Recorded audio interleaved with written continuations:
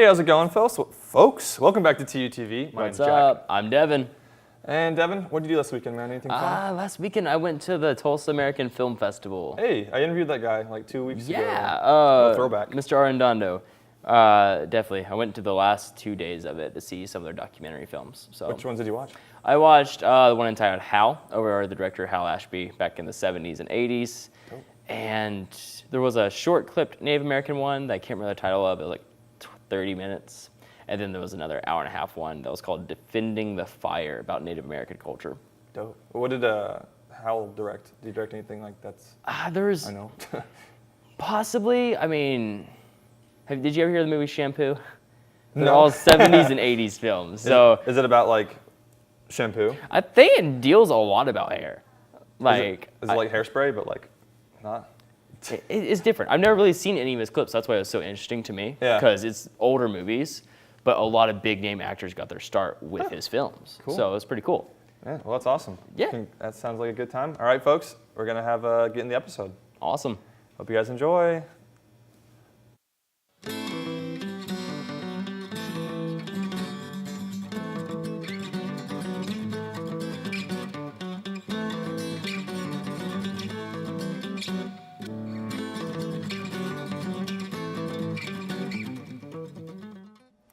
Hello and welcome back to another exciting segment of TUTV Entertainment. I'm Hannah Horton. And I'm William Bennett. Let's get to this week's news. Looking for a quick bite to eat? Research shows that Burger King may be your best bet for fast food. A study by the QSR magazine found that the restaurant chain is the fastest drive-thru in America for 2018, clocking in at 3 minutes and 13 seconds. The test recorded the time from when the order was placed to the moment the food was received. Other establishments in the survey includes Taco Bell, Chick-fil-A, and McDonald's. However, Chick-fil-A and McDonald's get the most customers out of those surveyed, which accounts for the extra time. Overall, the average wait time for all drive-thru experiences rose by 9 seconds, continuing the trend of increasing volumes of customers. The publication theorizes this rise is due to customers' willingness to wait longer for higher quality food. Stephen Hawking has sparked controversy by predicting that a new race of superhumans could develop from wealthy people, editing the DNA of their families. In his essay, A Brief History of Time, the late physicist wrote that he believes, quote, "During this century, people will discover how to modify both intelligence and instincts such as aggression," end quote. He went on to suggest that genetic breakthroughs will enable people to improve their memory, disease resistance, and intelligence, as long as they can afford it. This will pose problems for those who can't afford genetic alteration. Eventually, Hawking wrote, quote, "There will be a race of self-designing beings who are improving at an ever-increasing rate," end quote. There are currently very few laws that regulate genetic engineering with humans. Coors, heir to Coors Brewing Company, has died at the age of 102.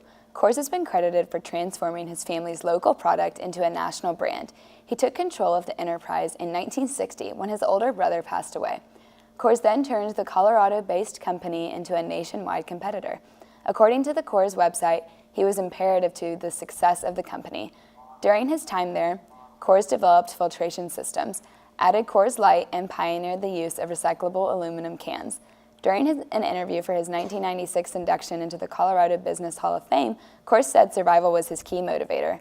While he retired in 2003 at the age of 86, he continued to influence the family business as chief technical advisor. Google Pixel Buds were announced by the search engine's parent company last October, and one of the defining features of the gadget was the instant translation feature.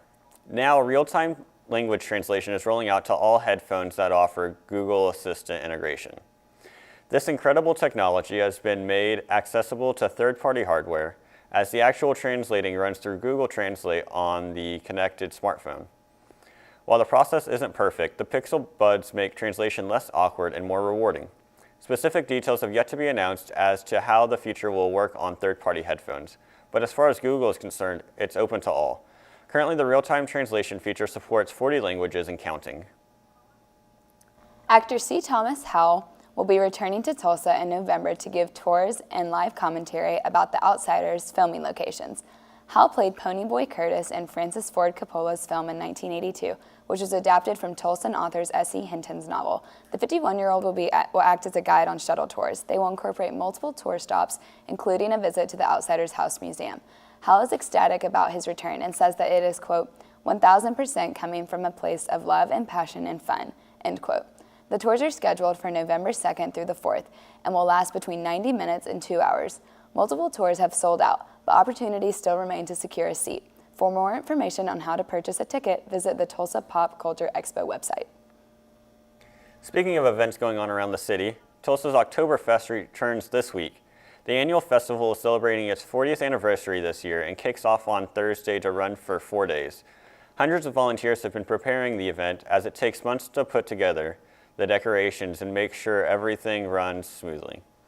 Oktoberfest celebrates the integration of Bavarian traditions, food, and culture to Tulsa. The festival will include beer tastings and live performances by German bands, as well as carnival rides for all ages. Oktoberfest is hosted at River West Festival Park, and admission is free on Friday until 4 p.m. Well, Oktoberfest seems like it'll be a lot of fun. Yeah, definitely. I read that Oktoberfest here in Tulsa is one of the top best Oktoberfest in the nation, and also that it's one of the top 5 largest. Yeah, so, the German bands sound really cool. Yeah. What also sounds really cool is Stephen Hawking's predictions for superhumans. Wow, that is really a little scary, but interesting. I don't know. I guess we'll see how Yeah, that the turns article out. was kind of weird, but it was, I liked it. Yeah. Well, that's all the time we have for today. We'll see you next time on TUTV News. I'm Hannah Horton. And I'm William Bennett.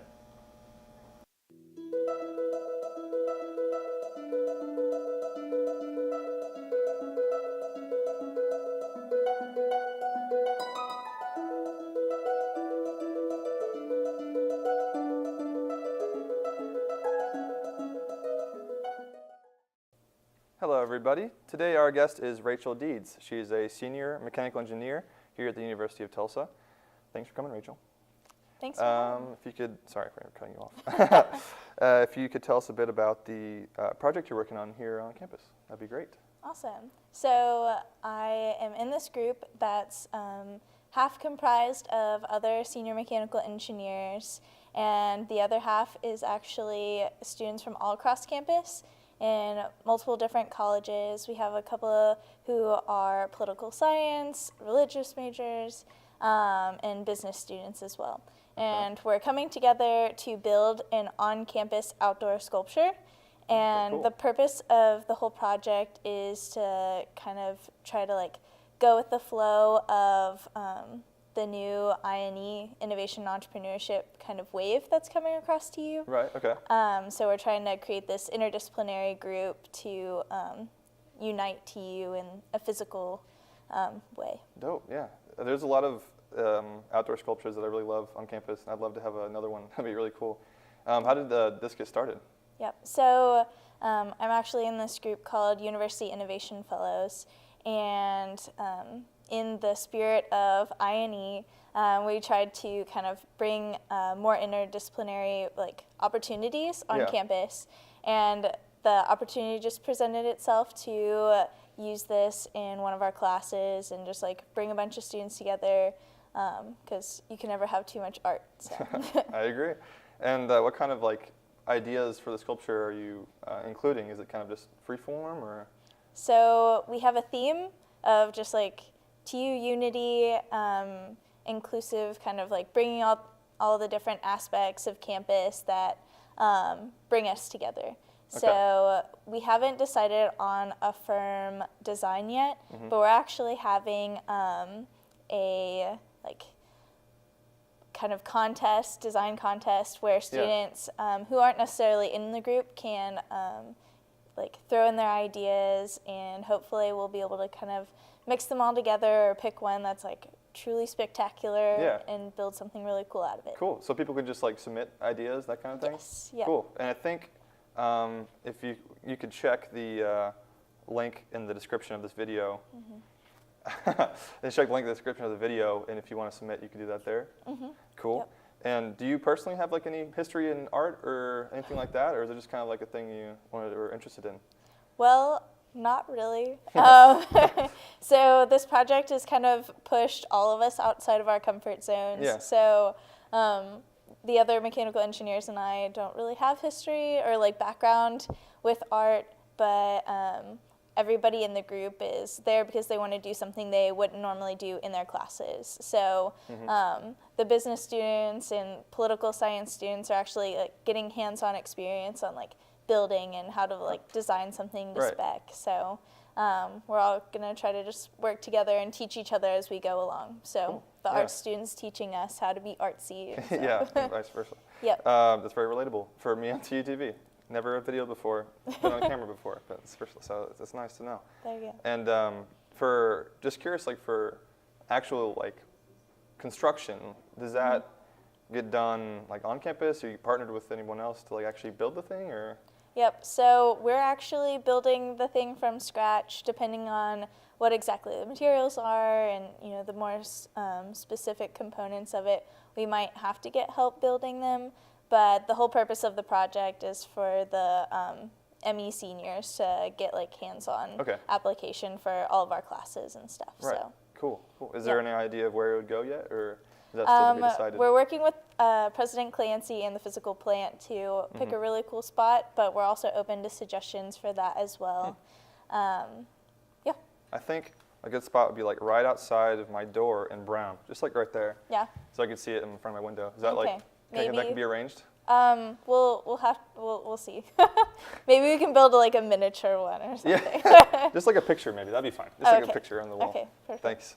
Okay, thanks again for coming and explaining. This sounds really cool, and I really can't wait for it to be on campus. This is gonna be awesome. Yeah. Thank Us you again. too. Yeah, awesome. So thanks again for coming, and have a good one.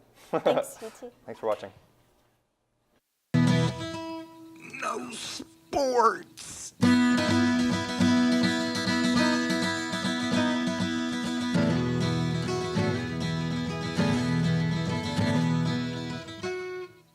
No sports.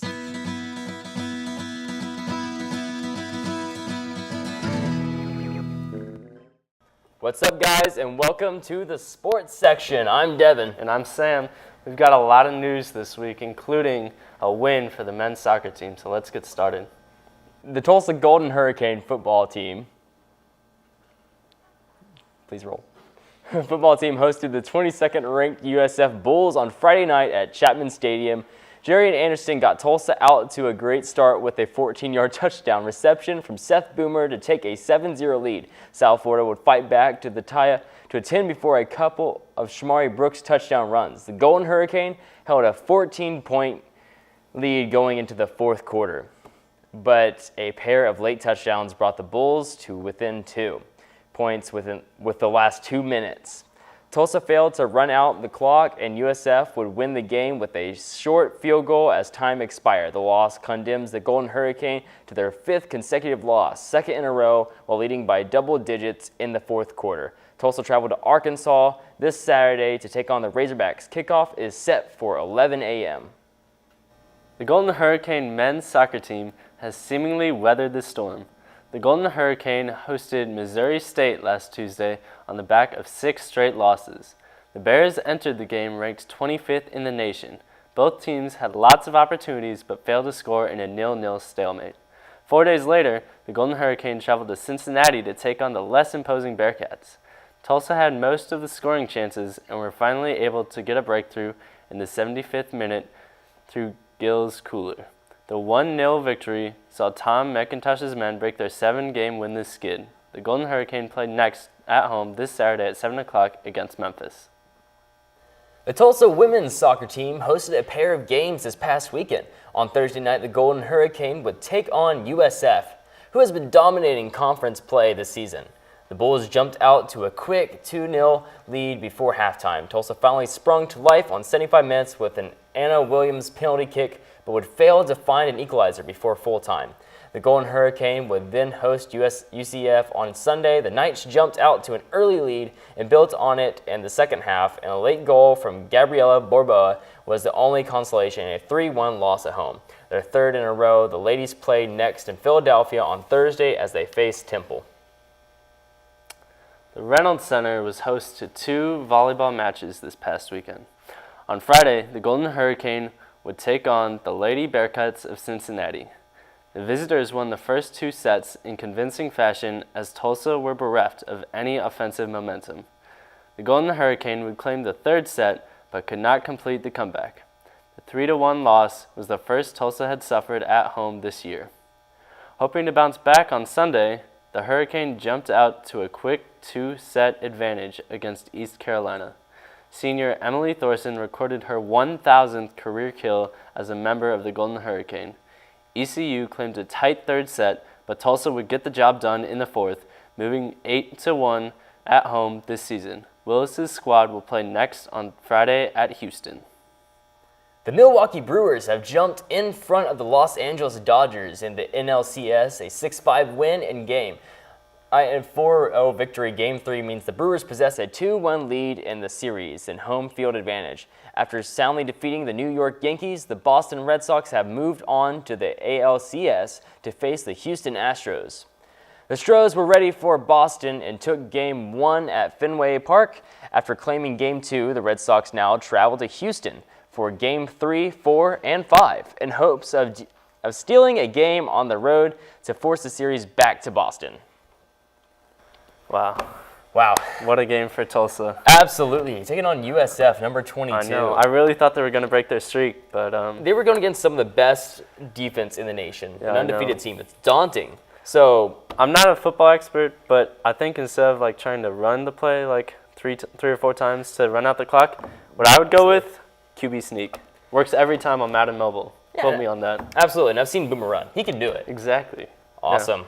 Yeah. Well, Well, that's all we got for this segment on the sports. Hope to see you guys back next time with TUTV Sports. I'm Devin. and I'm Sam. See you guys later. Bye.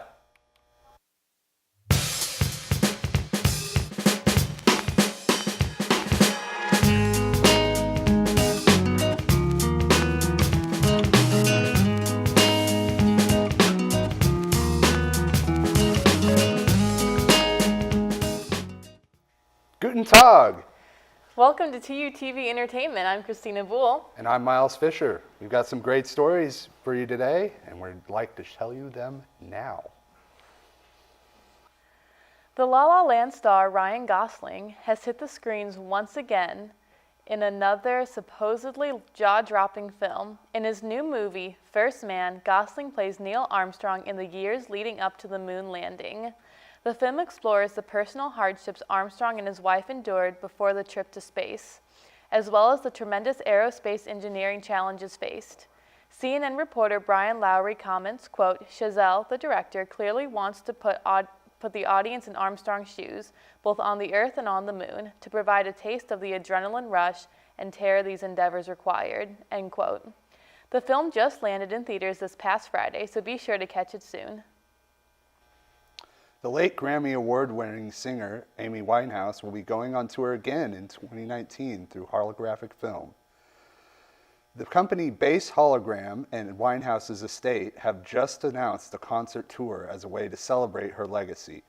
Additionally, there are plans to incorporate fundraising through the world tour and with Amy Winehouse Foundation, which focuses on preventing drug and alcohol abuse among young people. Winehouse's father says of his daughter, who died of alcohol poisoning at the young age of 27, quote, "To see her perform again is something special that really can't be put into words. Our daughter's music touched the lives of millions of people, and it means everything that her legacy will continue in this innovative and groundbreaking way," end quote. Selena Gomez fans were sad to find out that the pop star has been readmitted to the hospital this past week because of complications with her past kidney transplant. Gomez announced to her fans on Instagram last month that she would be taking a break from the spotlight, including her social media, in order to focus on her health. Gomez was diagnosed with lupus, a chronic disease that typically affects the skin, joints, blood, and kidneys a few years ago.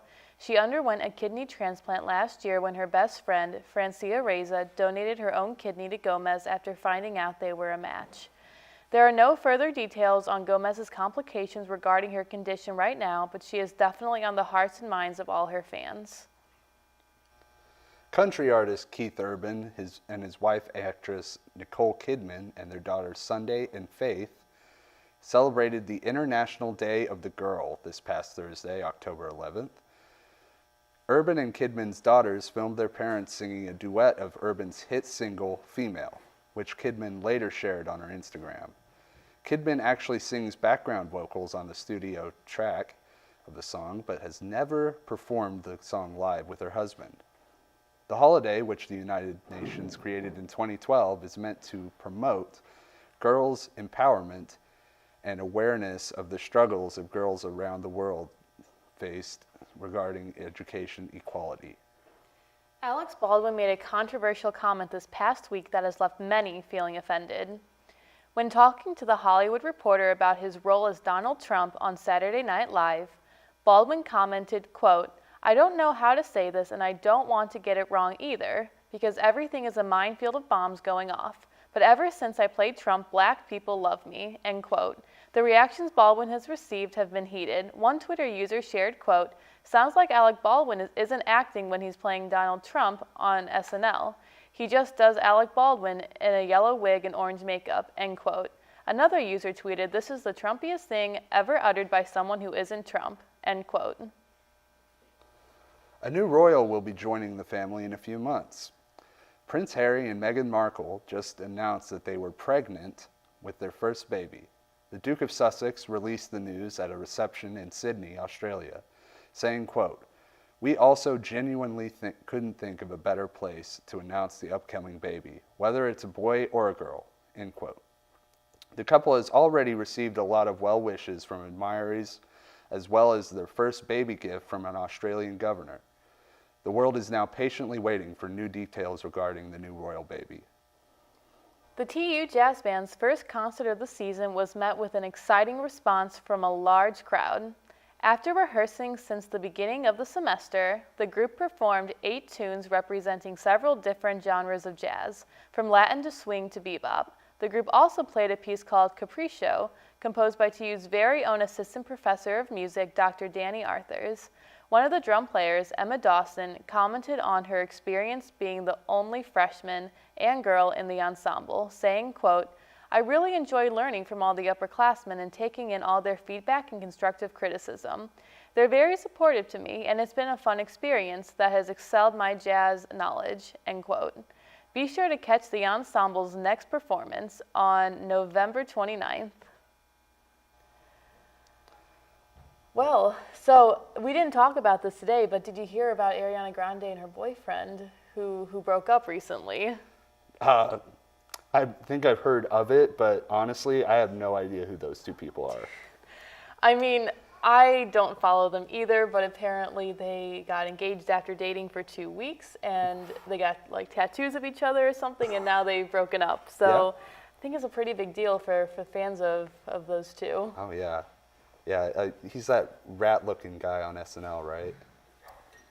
I honestly don't know him, but Yeah, I think he's that guy. I'm not sure. Anyway, thanks for joining us this week. And that'll be all. Yeah, I'm Christina Bull.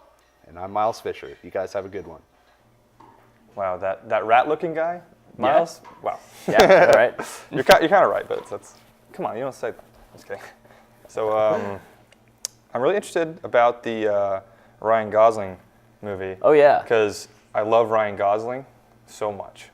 When was the last movie he was in? He was in Has it Blade been a Runner while? 2049, which came out in like 2017. was Okay, it? so it hasn't been too long. No. Okay. Yeah, that's like my favorite movie of all time. He's so good. I was He's wondering, I was like, I amazing. haven't seen him in like a fat minute on Him? any headliners. Him, yeah, he takes his time with movies. He was also in, he hasn't been in one besides Blade Runner 2049 in a while, but yeah. Okay, well, go. Him and Jake Gyllenhaal, like if I could like have like a marriage where like there's 3 people, it'd be me, Jake Gyllenhaal, and Ryan Gosling. No yeah? doubt about it. What about you? I don't know. I agree? mean, Ariana Grande is single now. Wow. So, I mean, you have no chance, bro. If just kidding. I mean, maybe. no, Maybe. It could no be chance one. at all. I mean, I don't know. If I know her for a week, I mean, I might get married, apparently.